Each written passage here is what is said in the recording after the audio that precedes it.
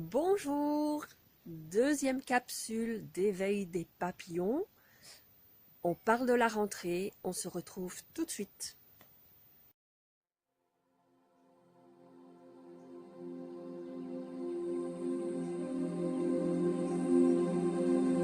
Je suis Nathalie Delin. Alors aujourd'hui, on va parler de la rentrée. Deuxième capsule d'éveil des papillons. Alors, est-ce que vous aussi, vous avez fini vos vacances et vous êtes sur le point de recommencer à travailler? Ou peut-être avez-vous déjà recommencé à travailler, ou peut-être êtes-vous seulement en vacances et commencez-vous plus tard. Les vacances, pour les enfants en tout cas, sont terminées et ils vont reprendre leur cartable, leur cahier, leur plumier et rentrer à l'école.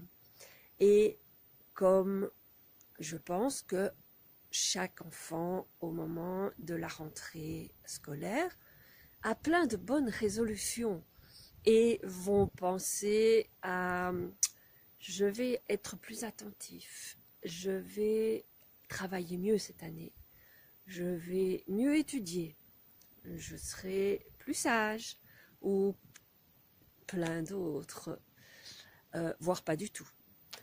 Et peut-être aussi, il y aura plein d'appréhension parce que ils vont changer d'école, ils vont peut-être avoir une nouvelle institutrice. Et alors, plein de questions se posent de savoir, est-ce qu'elle sera gentille? Est-ce que je vais bien m'entendre avec? Est-ce que je vais me faire de nouveaux copains? Est-ce que mes anciens copains seront encore là? Et donc, ça se bouscule à l'intérieur et il y a plein de nouvelles choses qui se préparent avec la rentrée.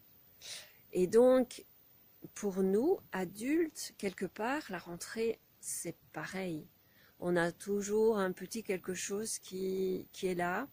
Soit on est prêt à mettre en place plein de bonnes résolutions pour l'après-vacances et pour cette période de l'année qui recommence. Et où on a un changement qui se prépare. Dans mon cas, il y a un changement qui se prépare, un déménagement qui se prépare. Et donc, quelles sont vos positions par rapport à ces changements ou à cette bonne résolution? Est-ce que vous avez fait votre petite liste des bonnes résolutions? Est-ce que vous êtes prêt aux changements qui se préparent? Alors, il y a plusieurs moyens, plusieurs possibilités de les prendre. Soit on les prend super, génial, les changements, ça motive et ça change,